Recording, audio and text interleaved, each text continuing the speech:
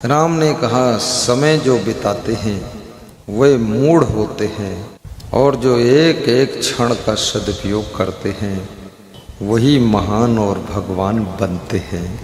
इसलिए हम यहाँ रुक नहीं सकते। समय से ही जीवन बनता है। समय खोने का सीधा सा अर्थ है कि आप अपना जीवन खो रहे हैं। और मनुष्य का समय कई कारणों से खो जाता है। कभी कभी बीमारी के कारण भी समय इलाज कराने में हॉस्पिटल में खोता है। कभी लड़ाई झगड़ा गुस्सा क्रोध के कारण अदालत कोर्ट कचहरी में समय खोता है। जेल में समय खो जाता अपराध करने के कारण। और कभी कभी याद रखना गप सप लप करने में भी समय खो जाता है। जो समय के मूल्य को समझ जाता है वो चंद्र समय में चांद की ऊंचाइयों को छू लेता है। धन से भी अधिक कीमती समय है। यदि आपके पास समय नहीं बचा तो अब आप धन भी नहीं कमा सकते। लेकिन आपके पास में धन नहीं है और समय है तो आप उस समय से धन कमा सकते हो, उन्नति कर सकते हो। समय को धन से नहीं खरीदा जा सकता है, लेकिन समय है तो उस समय का सदुपयोग करके धन कमाया जा सकता है। इसलिए पैसे से भी अधिक कीमती यदि कोई है तो उसका नाम टाइम है, समय है। इसलिए टाइम को मनी कहा गया है कि टाइम भी एक धन है। समय दौलत है। दौलत खो जाएगी और समय अगर है तो दौलत फिर कमा लोगे। लेकिन समय जो खो गया, कितनी दौलत खर्च करो पर समय खरीद न सकोगे। इसलिए जो बचपन बीत गया वो पुनः लौट कर नहीं आएगा। जवानी जो जा रही है ये भी लौट कर नहीं आएगी।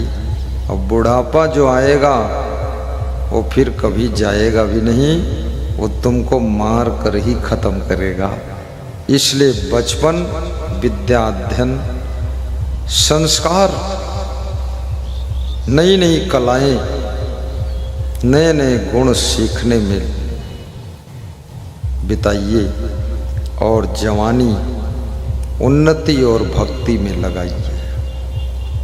ऐसे भक्ति तो बचपन से करना चाहिए जैसे शबरी ने किया, जैसे ध्रुव प्रहलाद ने किया, जैसे मीराबाई ने। और भक्ति तो बचपन से ही होना चाहिए। भक्ति का मतलब है तुमने अपने जीवन की पुष्प वाटिका का रखवाला किसी गुरु को चुन लिया है। और जिस फुलवारी का कोई माली होता है वो फुलवारी सुरक्षित रहती है।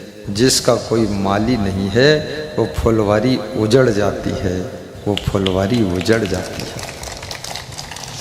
आप अपने जीवन की पुष्प वाटिका का मालिक गुरु को बनाइए ताकि गुरु तुम्हारे जीवन की पुष्प वाटिका के एक एक फूल को संभालने का कार्य कर सके। जीवन एक फुलवारी है जिसमें नाना प्रकार के फूल खिलते हैं और जिसको कोई सद्गुरु माली बनकर संभालता है तो ये फुलवारी सुगंध से भर जाती है। फिर आसपास के लोग भी आनंद की सुगंध लेते हैं। केवट को राम इशारा दे रहे हैं कि शीघ्र कीजिए।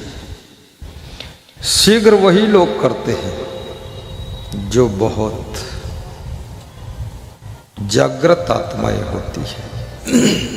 टाइम वही पास करते हैं जो सोई हुई आत्माएं होती है।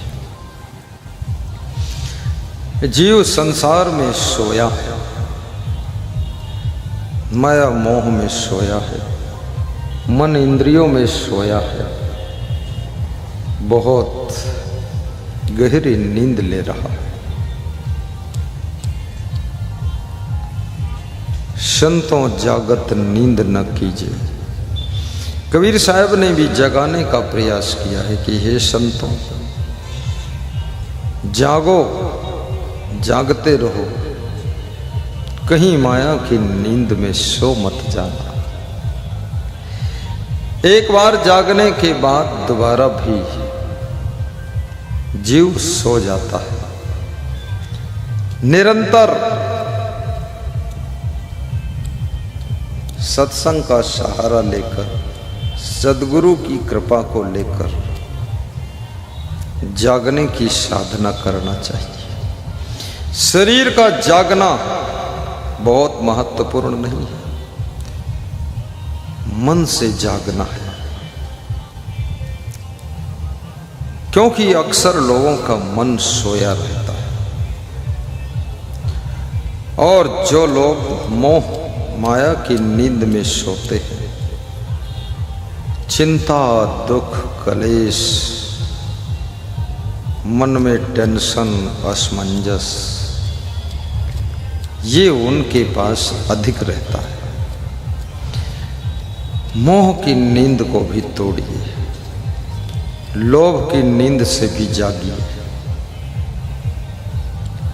और समय के लिए जागिए, समय का सदुपयोग करने के लिए जागिए। समय के लिए यदि आप सचेत नहीं होंगे तो भी समय तो बीत जाएगा। समय रुकने वाला नहीं है। समय मृत्यु काल और ग्राहक ये इंतजार नहीं करते हैं। जो समय आपको मिला है, कुछ करो ना करो, लेकिन समय तो बीत रहा है। टिक टिक चलती हूं दिन रात, तुमसे कहती हूं ये बात, समय निकल जो जाएगा वो समय न वापस फिर आएगा। घड़ी कह रही है।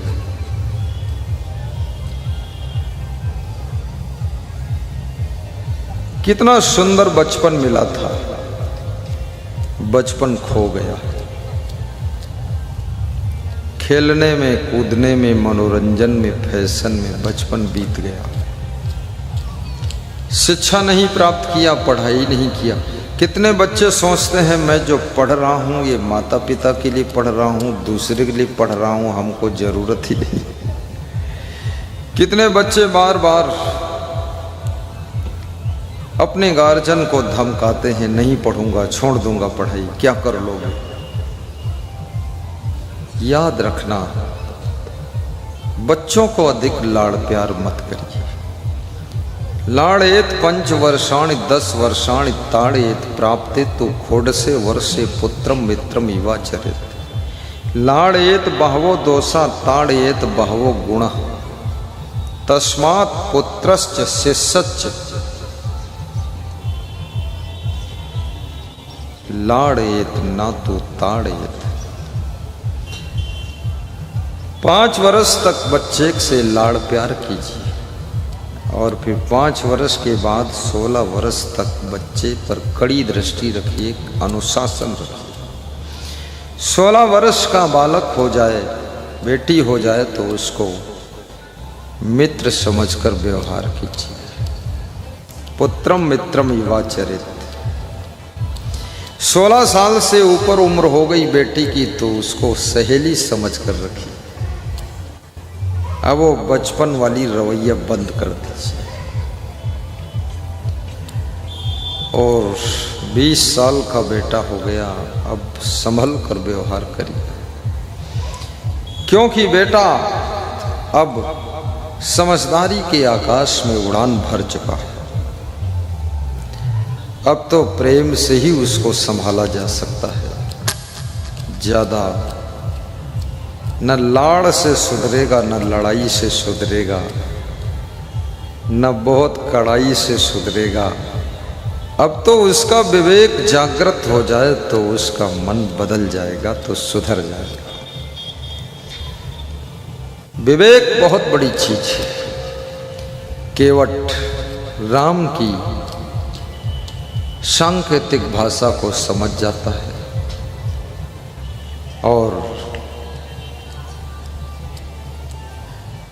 पानी और परात लेकर केवट अपनी पत्नी और बच्चों के साथ भगवान के चरण धोने के लिए आ जाता है। कभी पूजा का कार्यक्रम करना हो, गुरु के चरण पखारना हो, केवट शिक्षा दे रहा है कि अपने पति पत्नी और बच्चों के साथ में आरती पूजा चरण पखारण वंदन अभिनंदन का कार्यक्रम करना चाहिए।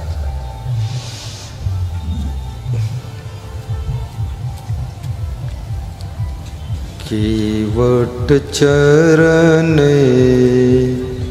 पखारन लागा, अति आनंद उमगे अनुरागा।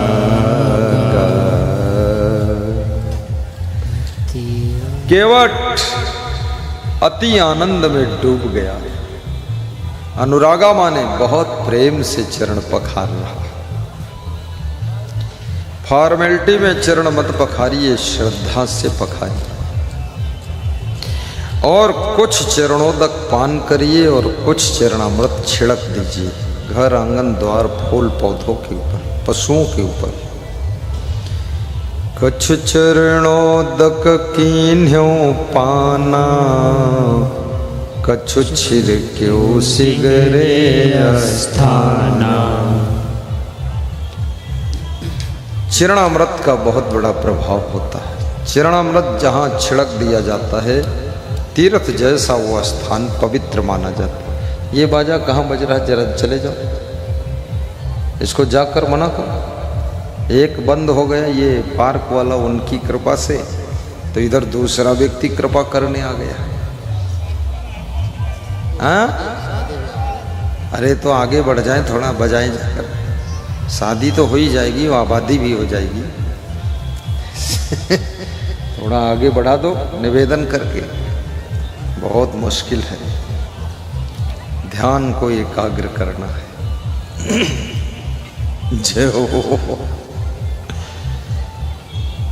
बेज्ञान जल पाई पखारू, होत विलंब उतारहु पारू। केवट चरण पखारन लागा, अति आनंद उमगी अनुरागा। जासु नाम सुमिरत एक बारा, उतरहि नर भव सिंधु अपारा। सोई कृपाल केवटहि निहोरा, जहि पगुते तिहु लोकहि थोरा। जिन भगवान का नाम लेकर लोग भव सिंधु से पार होते हैं, वो भगवान केवट को निहोर रहे हैं कि तुम मुझे गंगा पार कर दो। तुलसीदास थोड़ा मनोरंजक बात कहते हैं, लेकिन भगवान केवट का सम्मान बढ़ा रहे हैं। चरण पखारने के बाद केवट नाव पर बिठा लेता है। नाव गंगा में चल रही है। राम कहते हैं धीरे चलाना, क्योंकि साथ में सीता जी भी हैं, लक्ष्मण भी है। देखो राम को जल्दी है, लेकिन नाव धीरे चलवा रहे हैं। आपको कितना ही जल्दी हो, पर निवेदन है गाड़ी थोड़ा धीरे ही चलाना।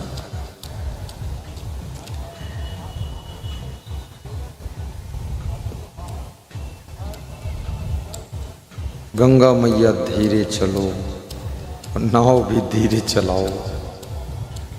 कभी भी वाहन में आप हैं तो लिमिटेड गति आपकी होनी चाहिए। स्पीड बहुत मत बढ़ा देना स्पीड, क्योंकि अधिक स्पीड में जो होने वाला है, कम स्पीड में वो कंट्रोल हो सकता है। केवट नाव ले जाकर उस पार उतारता है। अभी तक केवट ने प्रणाम नहीं किया है, लेकिन नाव से पार उतारने के बाद केवट प्रणाम कर रहा है। केवट उतरी दंडवत कीन्हा, प्रभु ये सकुच मई कछु नहीं दीन्हा। केवट ने दंडवत प्रणाम किया। भारतीय संस्कृति में दंडवत प्रणाम का बड़ा महत्व है। चरण छूकर प्रणाम करने का भी महत्व है, हाथ जोड़कर प्रणाम करने का भी महत्व है। समय परिस्थिति के अनुसार अलग अलग तरीके से प्रणाम की खोज की गई है। केवट जब दंडवत प्रणाम करता है, दंडवत प्रणाम में वो शक्ति है कि कर्मों के दंड से आपको छुटकारा मिल जाता है। इसलिए प्रणाम हमेशा श्रद्धा से करना चाहिए और अपनी फैमिली में भी एक दूसरे को सवेरे उठकर प्रणाम करना चाहिए। साहिब बंदगी या जो बोलते हो आप, ओम नमः शिवाय, जय श्री राम, जय सिया राम, सबका अलग अलग अभिवादन का शब्द चुनित है। अपने माता पिता के पैर छूकर प्रणाम करो। कहीं आप जा रहे हैं, माता पिता, दादा दादी, बड़ों के पैर छूकर आशीर्वाद लेकर जाइए, आपको सफलता जरूर मिलेगी। लौट कर आइए तब फिर प्रणाम करिए। अभी धीरे धीरे हमारे विश्व के अनेक देशों में प्रणाम की परंपरा मर चुकी है। भारत देश में भी विदेशी कुसंस्कृति का प्रभाव, दुष्प्रभाव तेजी से बढ़ रहा है और धीरे धीरे अहंकार भी बढ़ रहा है, संस्कार घट रहा है। लोग अपने माता पिता को प्रणाम करने में भी संकोच करने लगे। पति को भी प्रणाम करने में माताएं बहनें संकोच करने लग गई है। और जिसके घर में प्रणाम बंद हो जाता है तो उस घर का परिणाम भी बिगड़ना शुरू हो जाता है। प्रणाम से परिणाम जुड़ा हुआ है। प्रणाम हमारे अहंकार की मृत्यु कर देता है और नूतन संस्कार को जन्म दे देता है। अहंकार झुकना नहीं चाहता है, लेकिन नमस्कार में झुकना पड़ता है तो अहंकार मर जाता है। इसलिए नमस्कार करना सीखो। और नमस्कार का भी बहुत बड़ा फल होता है। भौतिक फल भी है, आध्यात्मिक फल भी है। मैं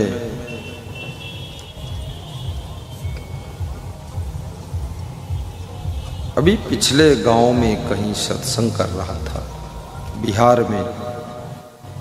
तो वहाँ कई मुस्लिम सत्संग में आते थे, हाथ भी जोड़ते थे, साहिब बंदगी भी करते थे और पैर भी छू लेते थे। तो हमने कहा, तुम्हारी कुरान शरीफ में लिखा नहीं पैर छूने को, तो कैसे छूते? बोले, हम ऐसे छूते हैं कि हमारे ऊपर काजी मुल्ला का प्रभाव भी नहीं पड़ा है, इसलिए हम छूते हैं।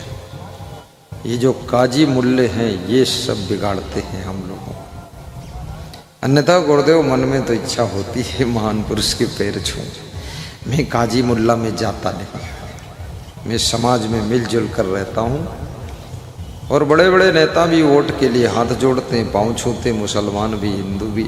तो हम तो आपको कल्याण के लिए पाँव छू लिए। हम मुसलमान बाद को हैं, इंसान पहले हैं। जैसे कल रामलाल जी ने बताया था कि हम इंसान हैं, ये बहुत बड़ी बात कहा उन्होंने। हिंदू बाद को हैं, मुसलमान बाद को हैं, पहले हम इंसान हैं। इंसान बनना, इंसान के चेहरे को लेकर जन्म लेना बहुत आसान है, लेकिन इंसान बनकर जीना ये बहुत बड़ी चुनौती है। इंसान के चेहरे में कितने लोगों का चरित्र शैतान का चरित्र है, और इंसान के चेहरे में कितने लोगों का स्वभाव महान है।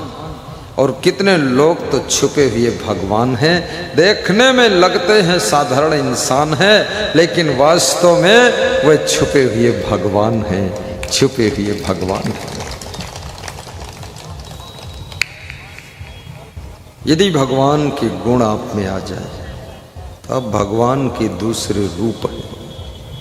भगवान में कौन कौन गुण है? राम भगवान में चाणक्य ने लिखा है, धर्मे तत्परता, मुखे मधुरता, दाने समुद्र साहिता।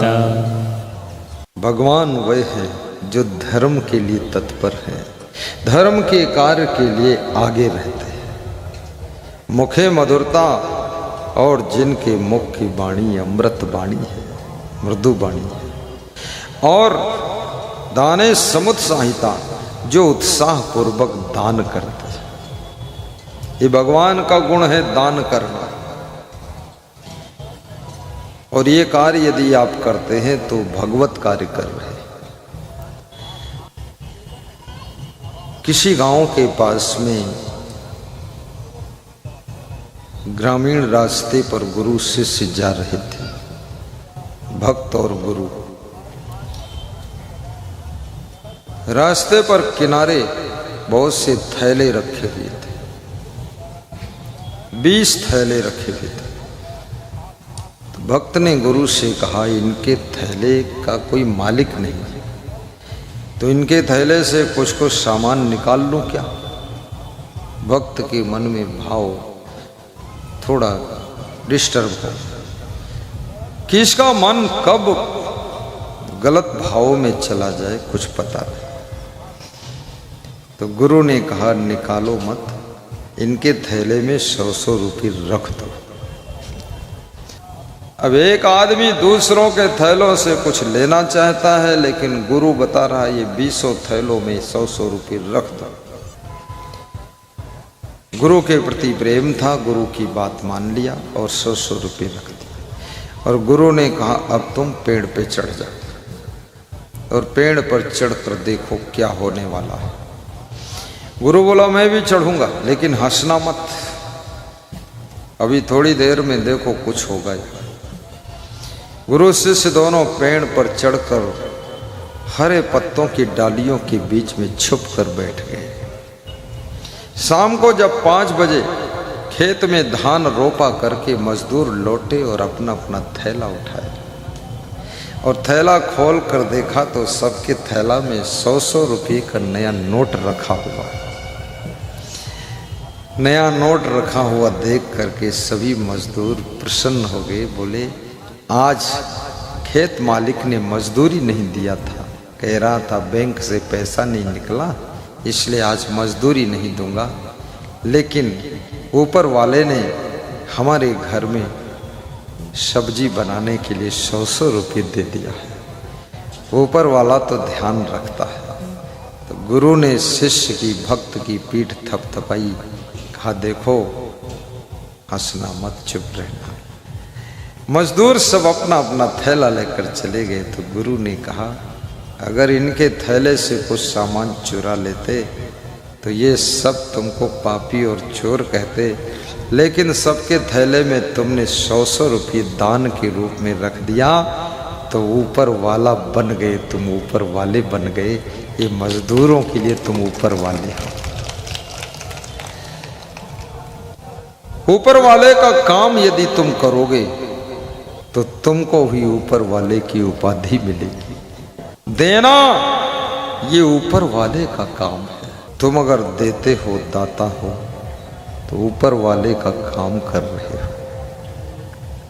ये जो सत्संग करा रहे, कोई सत्संग कराता है, ये भगवत आज्ञा का पालन है। राम ने शबरी को कहा था, प्रथम भगत संतन कर संगा, पहली भक्ति संतों का संग है। सत्संग पहली भक्ति, लेकिन सत्संग जब कोई कराएगा तभी तो सत्संग होगा। तो सत्संग कराने वाला ये भगवत कार्य कर रहा है। सत्संग कराना भगवत कार्य है। ये साधारण कार्य नहीं, ये हर व्यक्ति नहीं कर सकता है।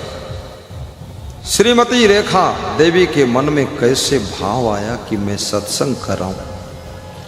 पैसा बहुत लोगों के पास है पर भाव ही नहीं आता। बात पैसा की नहीं है, बात तो बस भाव की है, और भक्ति भाव से होती है। कितने लोगों को पता भी नहीं है मेरे पास कितना अधिक धन है, लेकिन सत्संग नहीं कराएंगे। वेदांता के मालिक बेटे की मृत्यु के बाद शिक्षा विभाग के लिए करोड़ों रुपए दान दिया है, लेकिन सत्संग के लिए कौड़ी नहीं लगाए। ऐसा मन में नहीं हुआ कि हर जिले में सत्संग करवा दूं भारत देश में, नहीं। शिक्षा से अक्षर ज्ञान, भौतिक ज्ञान, पेट भरने का ज्ञान प्राप्त होगा, लेकिन सत्संग से जिंदगी जीने का ज्ञान प्राप्त होगा, संस्कार प्राप्त होंगे, और जिसके संस्कार शुद्ध हो गए उसका संसार स्वर्ग हो जाता है। इसलिए शिक्षा के साथ साथ दीक्षा भी जरूरी है। गुरु दीक्षा भी लीजिए और संस्कार भी बदल डालिए। संस्कार अच्छे होंगे आपके तो आपका संसार भी अच्छा होगा। गुरु शिष्य दोनों पेड़ से उतरते हैं और खुश हो जाते हैं। शिष्य गुरु को प्रणाम करता है, पैर छूता है, कहता है गुरु जी आपकी आज्ञा मैंने माना तो मैं ऊपर वाला बन गया। 100 रुपये गरीबों के, मजदूरों के थैलों में रख दिया आपकी आज्ञा से, तो मैं ऊपर वाला का स्थान प्राप्त कर लिया। यदि मैं अपने मन से उनके थैले से चोरी कर लेता तो मैं अपराधी और चोर बन जाता। याद रखना, इसीलिए गुरु की आवश्यकता है और गुरु की आज्ञा का पालन करना चाहिए। गुरु की आज्ञा का पालन तुमको ऊपर वाला बना देती है, महान बना देती है, भगवान बना देती है। बोलिए सतगुरु भगवान की जय।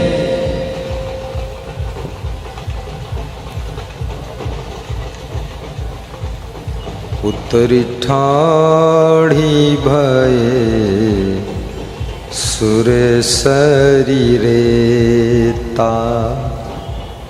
मखमल के बिछौनों पर पांव रखने वाले राम गंगा की गरम गरम रेत में